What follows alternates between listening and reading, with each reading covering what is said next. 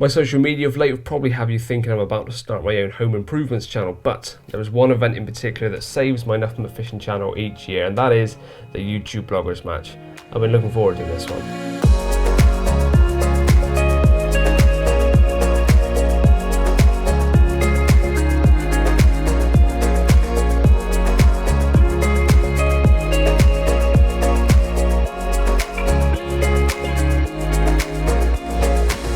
Welcome to another Nothing But Fishing. It's been a very long time and apologies for that, and it's just basically because I've been a very busy man. I've bought a house and I'm getting ready for a wedding, so all money's going on to that and house prep and things. But enough of the excuses. I should really do more on here, I know, but it's the annual YouTube Bloggers Match. Obviously it's been a year since we last had one, which I nearly won. If you haven't seen that, go back and watch it. I had a great session, and that was at Todburn Manor. But today we are at Diggers Lake, somewhere I've never fished before. We're on Snails Lake, and we actually started this morning at Helen's Diner, just down the road. Lovely big fry up, sorted us out for the day. Got to lake and had a walk around with everyone. Now this year we've done the draw a little bit different to how previously done, where it's before we pick out a swim and that's where you go. This time we did a watercraft draw, so we all walked around, had a look at the lake, saw what we liked the look of, picked out ping pong balls with numbers on, and that was your number in the draw basically. And I came out as 4th. I wanted between 1 and 5 I'd have been happy with, so peg draw number 4, and I've picked peg 12, which is just down this bank, not too far from the car park thankfully, and quite a lot of open water in front of me, which is quite handy. Saw some fish there on the walk around. Quite an intimate lake, all the swims have their own bit of water. You can't really fish into each other's water unless you're really trying hard to do so. Quite a lot of weed about, and from what I understand the bottom's very up and down, lots of spots to find, so should be quite a nice intimate little water. Hopefully find some fish, get some spots going, and hopefully we get some fish. It's going to be a fun weekend regardless, it always is. So a few siders sunk and hopefully a few fish on the bank. But before I run out of time in the match, everyone else has got their barrows loaded around me, time to get mine kitted up and round to the swim.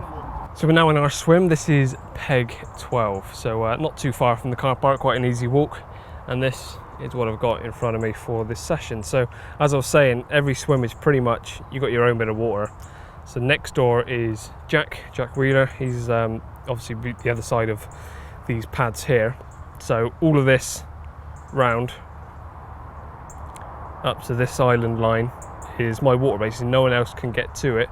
I've then got Dan Jones right next door to me. He's literally the other side of these bushes, but obviously his water is all of that in there. Very similar, it's almost a carbon copy of this swim, but the other side of that tree. So a lot to go for. To start with, I think I'm just gonna plop some baits out with the spoon. I can see roughly clearer areas, and then just assess the water, watch it, see where fish patrol. I don't wanna, in fact I can see 2 fish right now sat in the weed. I have got some mixers with me, which I might fire out and see if I can get them taken off the top.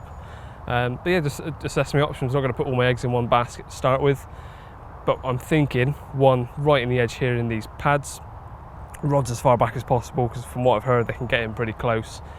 One to the far island, pretty much where that channel comes through, maybe over there. I've got the bait and spoon, and I can see a few gaps in the weed through here that look like they could be clear spots. So there's a lot of options in this swim, a lot of water compared to some of the swims which are quite enclosed. So I'm hoping that if I don't go too far out, I'm not cutting off my swim and putting fish off. I want them to come into this area and then be able to pick up some bites that way. So if I put my rods as far as I can go that way, as far as I can go that way, all they're going to do is come across my lines, know something's up, and that's already put me on the back foot. So that's the plan. Try and be discreet. That's why I've got the spoon with me, as I said. Simple rigs, as I have been for a long time, and small bait to start with. If they start responding, then we'll chop and change and assess things from there. But it's nice and open swim, easy to set up in. It's extremely muggy, and like I said, I've never fished Digger Lakes before, and what I didn't realise is that right next door is an actual digger theme park. So you can see some kids and that going around on a digger there. There's a few rides and things. So if the fishing gets really crap, I can always nip over there and have a bit of fun in a digger. But of course I have brought some cider with me, so I'm looking forward to getting the rods out and relaxing. It's been a manic few months, as I said, bought a house and getting ready for a wedding next year, so there's been a lot of effort going into those things. I'm absolutely shattered. Every spare moment has been going on working on the house. So if you've been following me on Instagram, then you'll have seen a lot of what I've been doing. If not, then I might do a standalone video and an update, a bit more background of my life at the moment, because my Instagram story seems to be pretty popular. Of course, if you don't follow me on Instagram, please do. I've been doing a lot on there rather than what I've been doing on YouTube. This is a very long segment. 3 minutes of me yabbering before I've even got the rods out. Let's get to it.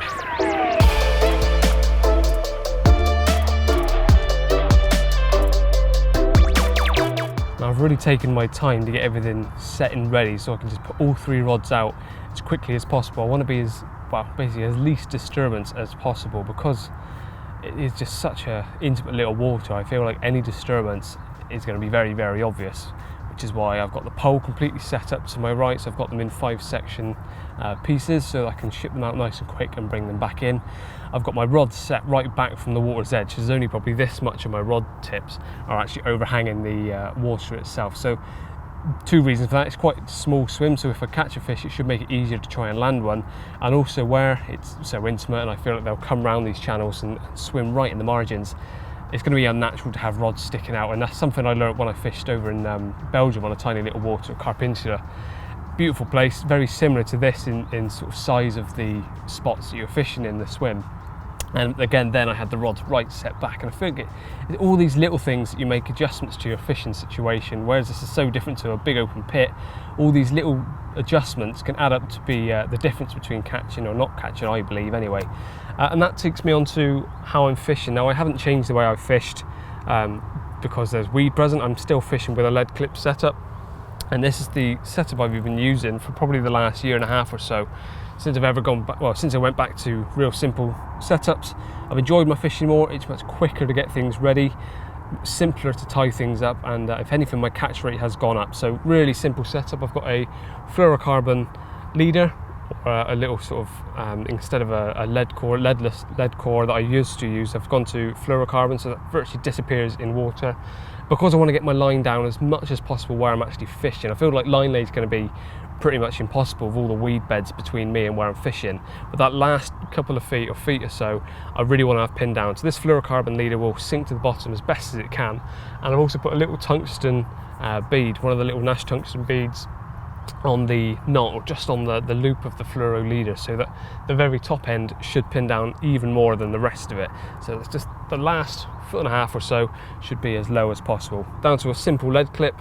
That'll come off easily in case it gets caught in anything, but normally on the take that lead usually comes off, which should make it easier to land the fish because there is so much weed present. Just try to stick that back on.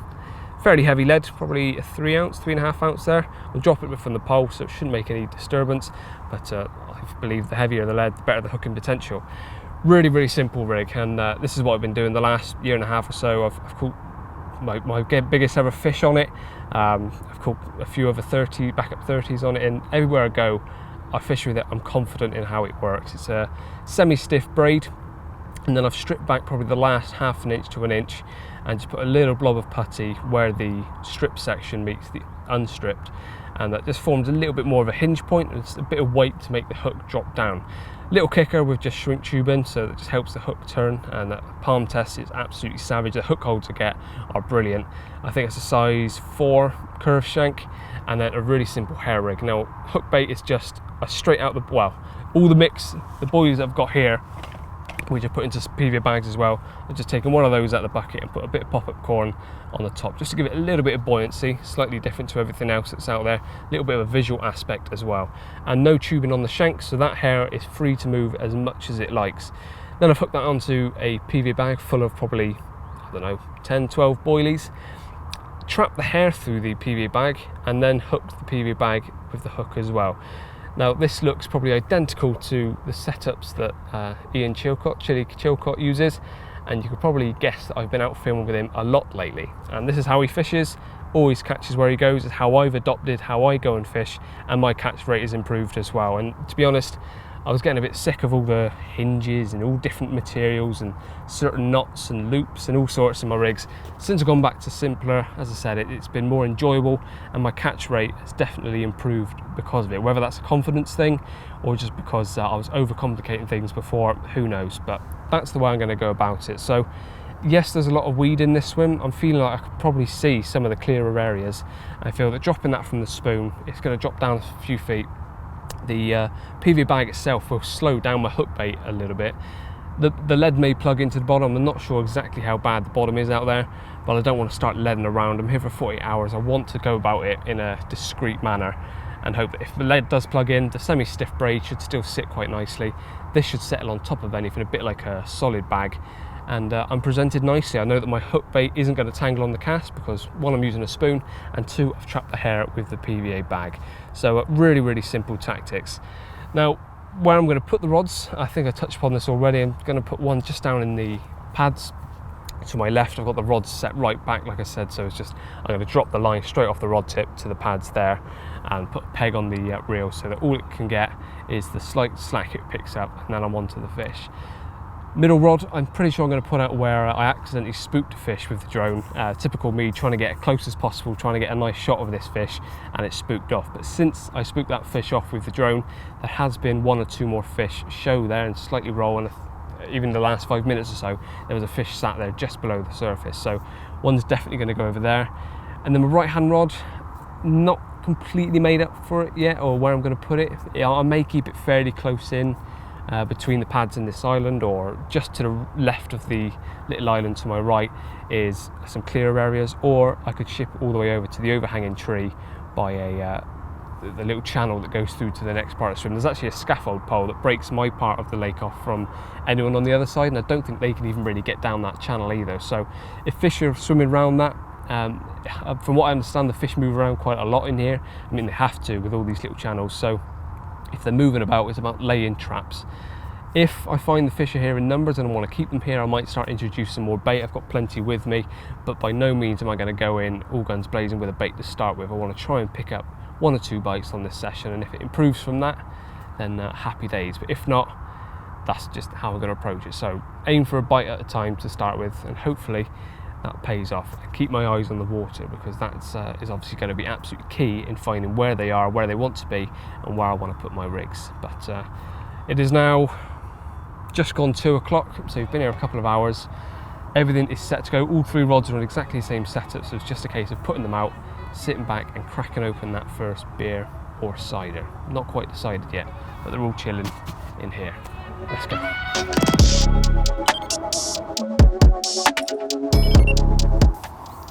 So where the spoon's coming into shot now is pretty much where I was thinking of putting it.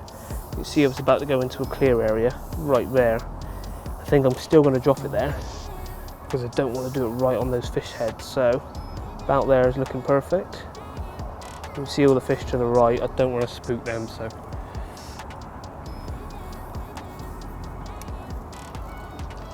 down goes the rig. And look, didn't spook any of those fish.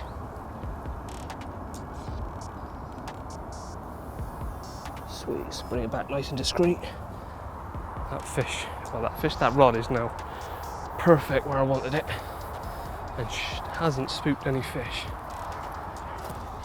Now I'm sure I'm going to get absolutely slated online for using a spoon, using a drone, but the only reason I'm using the drone to find the clearer spots is because it'd be counterproductive to be casting a deeper around or leading around trying to find these spots when I'm trying to be careful and quiet with the spoon. So by doing this, I can see the clearer areas, drop a rig discreetly, and I'm fishing. There we go, all 3 rods out. Baby, unforgettable. Baby, kisses. Ready to go back out. Same lead.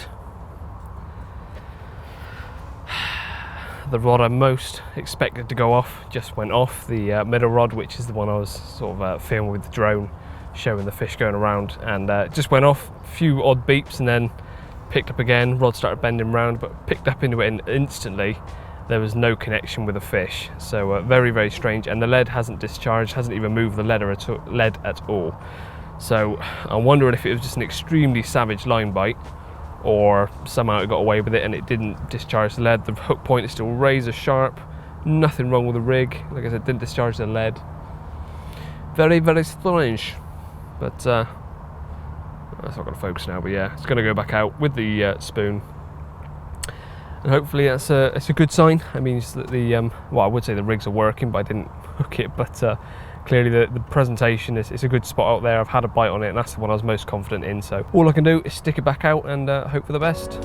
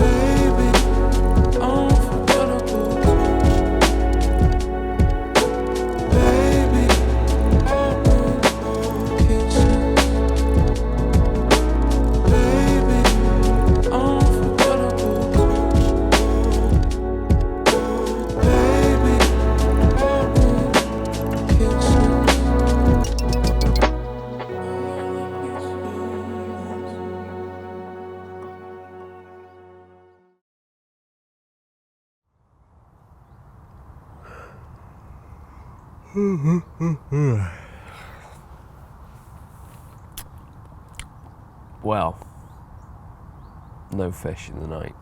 I did have a liner on the middle rod again, which is the one that I had that run on yesterday, but absolutely nothing all night, so I was quite surprised with that.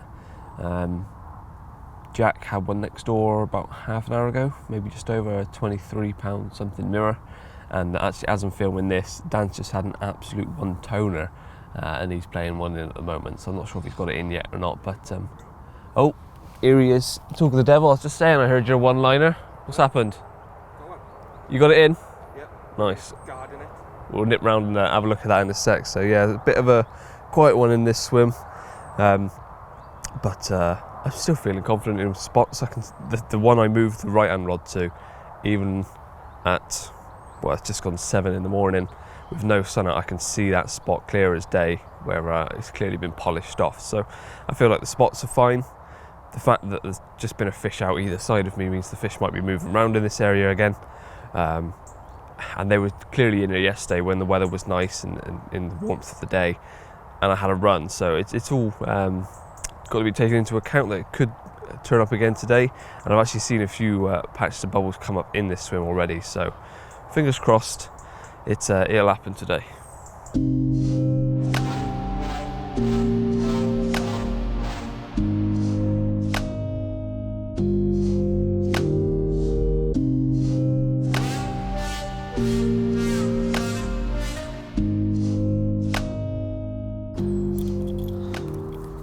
Well, you've seen the usual morning routine, lovely morning shots, steaming kettle, making my coffee, but the next part of my morning routine is not what I'm going to record, which is evacuating my bows.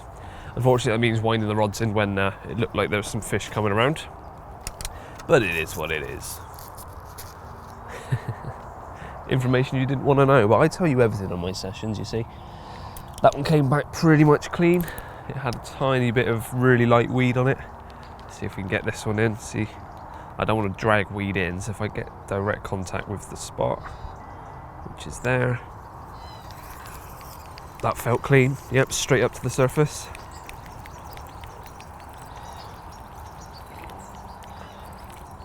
Oh, one tiny strand of weed. I'm happy with that.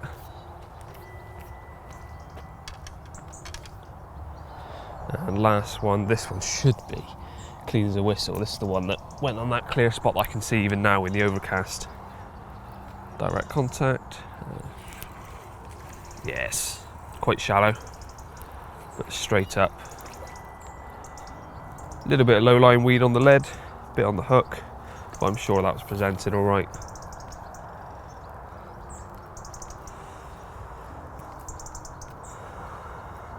Sweet.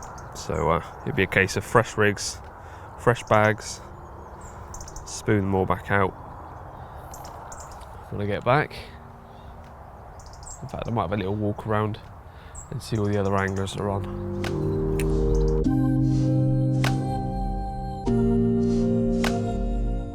are now half a stone lighter. I think I can think a little bit clearer, and slight tweaks on how I'm fishing. Rigs are staying the same, but I have changed some of the hook, well, all the hook baits have changed ever so slightly. So I'm now using a cultured bottom bait, so they're the ones which have a little bit more of a outer soft coating that breaks down and just leaks off more attraction. I've kept 2 of them on pop-up corn toppers, and one of them has gone to a trimmed down pink pop-up, so just a different colour, but that's the only difference I've made with the hook bait options. And then I've also changed how I'm hooking on the bag, so rather than putting the hair through the bag and then hooking the bag, I've actually made little stick mix bags of the Scope It Squid stick mix. So it's really powder form, but a lot of attraction, really stinky. And I've threaded that down onto the rig, then reapplied the putty and everything. So now the hook is completely masked. So similar to how you would with a solid bag, the rig is completely encased in something that's protecting it from catching on weed or any debris. I still want to fish in the way that I am with a lead clip setup and a bottom bait like this, but by doing that, it does mean if that does land on any kind of low-lying weed or the odd strand that I can't see, that it should be nicely protected. That'll break down around it. You've got a lovely mouthful of food there that absolutely stinks of Scope It Squid. And that's that's the plan of attack. So hopefully, still obviously no tangle. There's no tangling capabilities there or possibilities there, but it should protect the hook ever so slightly more. Because although I brought the rigs in pretty much, I'd say 90% clean, some of them had like the odd little wisp of weed on there or a single strand that could have been on the winding. But just for peace of mind, I know that when they drop down onto the bottom, there is absolutely no way that hook can get caught on any of the weeds. So time to put the rods back out with the spoon. A local just went past and said to Dan next door that the bite time on here typically can be from like midnight through to midday, and then midday onwards nothing until the following midnight. Whether that's true or not, I do not know, but let's stick them out anyway because I've still got a few hours until midday.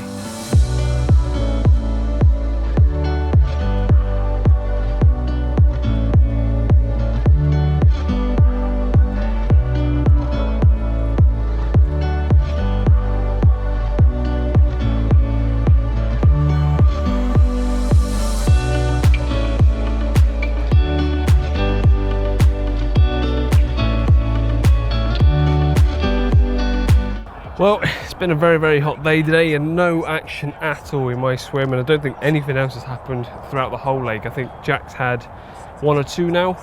He's to my left. Dan had 1 this morning, and Hugh and Sean, the fishing bloggers, had 1 earlier on as well, and that's the only fish I've heard of that have come out from the lake. So we've wound in now, and we're going to have a little social in the car park area actually. So it's just gone 3 o'clock on the first one here. We did say 3 o'clock, but seems everyone else is still winding in and on their way around. But I'm set up here. City are playing Middlesbrough. Can't quite see it, but lovely afternoon. Hopefully we get a win from City, get the rods back out this evening, and try and clink.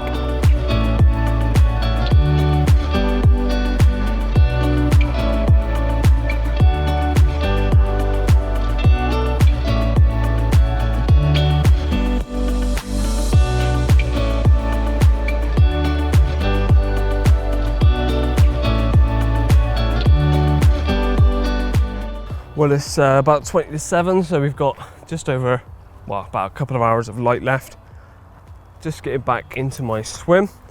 Before I left, I tied up some rigs that are all ready to go, so it's just a case of putting them in the spoon and shipping them out. And I changed my tack ever so slightly.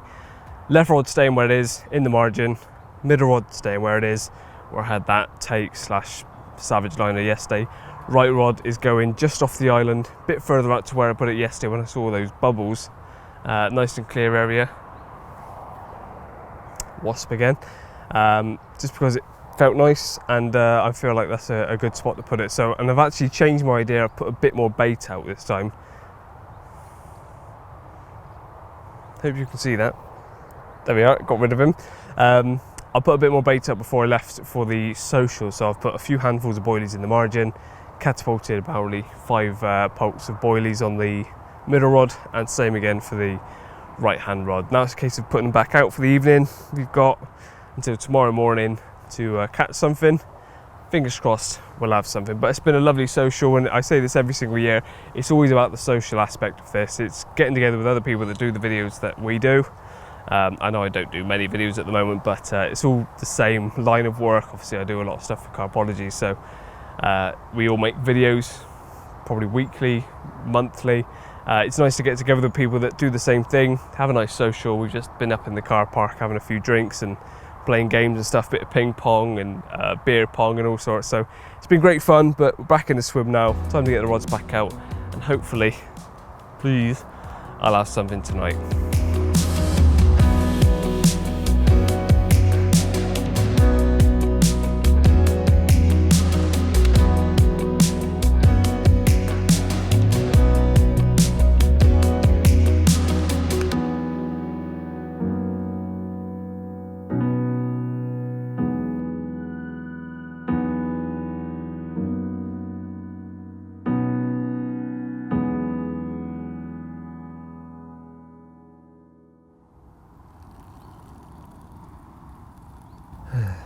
Copy paste yesterday morning's clip maybe. Same old story last night, nothing happened. Almost exactly the same time of night, about 2:30ish I had a liner, and that was it for the whole night. Not heard anything, not seen anything. Jack next door's had another one this morning. Fennel I think had one last night as well. So I think that's the only other two fish come out. And actually no, Dan had another blister intake about half an hour ago, but I'm not sure if he landed it or anything. I'm not quite sure. I have to go and see in a second. But we got just over 2 hours left. We're meeting in the car park at 11. It's 20 past 8 now, so need to be packing down and gone from here. This swim really by 11:15 latest. A bit of rain coming in as well, so I don't want everything to get wet because it hasn't got wet from fish. So why would I want it to get wet from rain? A bit frustrating because I've put a lot of effort into this swim. I feel like I wouldn't have changed anything if I had this swim again. Maybe I should have chosen a different swim, but it's not like it's been prolific anywhere else. Something just bubbled up and disturbed the water just in front of me actually. But yeah, still got a couple of hours left. This time yesterday was when there was a few bites, so it could be bite time, but the fact that I can pretty much see most of my spots and I can't see any fish in the area doesn't exactly fill me with confidence, but we'll see. Let's get this coffee down me and just watch the water for the final couple of hours and have a slow pack down. Well, that's it. Swim completely packed down, rods in. I did one last flight with the drone just to get some final shots of the lake, and it also revealed there was absolutely no life whatsoever in this area. So I dragged my session out as long as possible, but there was no point. I've got to be in the car park in 14 minutes and I've got to do 2 trips, so I cut it as fine as I possibly could, but it just wasn't to be on this session.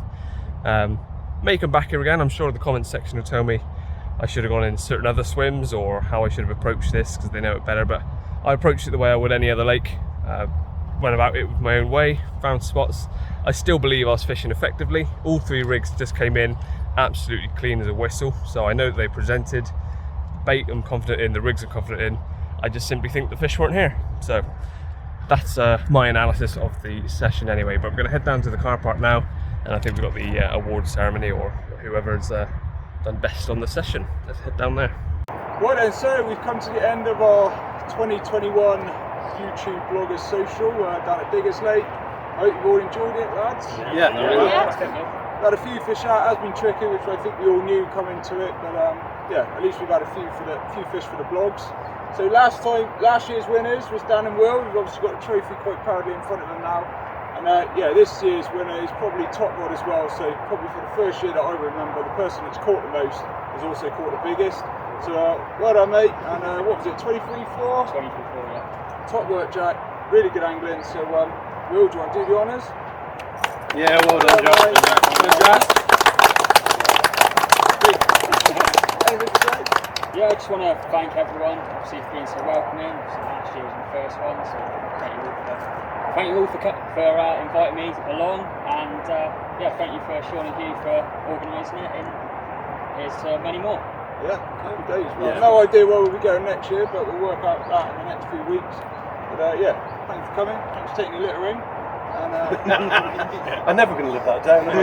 until next year, get out and bank and be lucky. Hey! Let's go I don't know what home. I'm doing. I'm just glad everyone stopped. Slow clap.